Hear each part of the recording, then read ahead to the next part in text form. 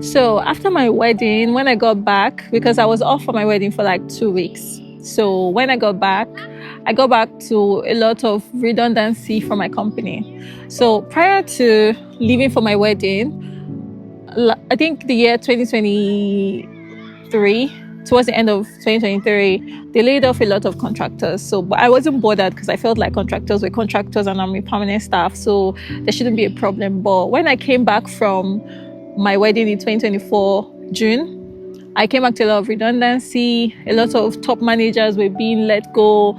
They wiped out an entire department, and it was a scary moment for me.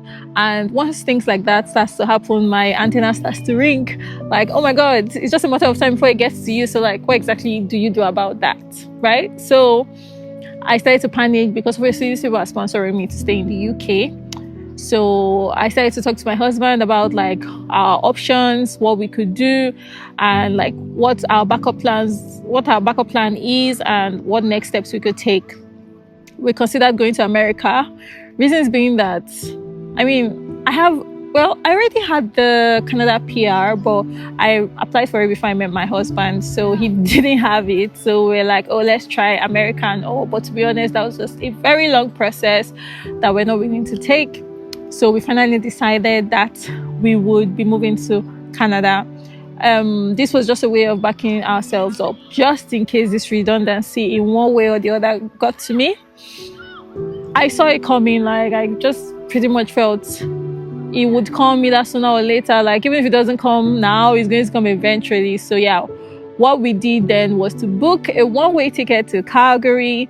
We got a flexible ticket, reasons being that we're telling ourselves, okay, in case if we change our mind, at least we can request for refund. But in the meantime, at least we have a ticket to Calgary for 2025, and we'll start making plans to leave.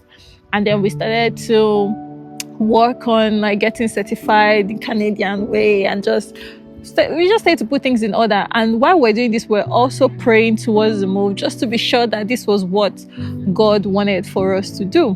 So we had series of prayers and just seeking God's face and all of that.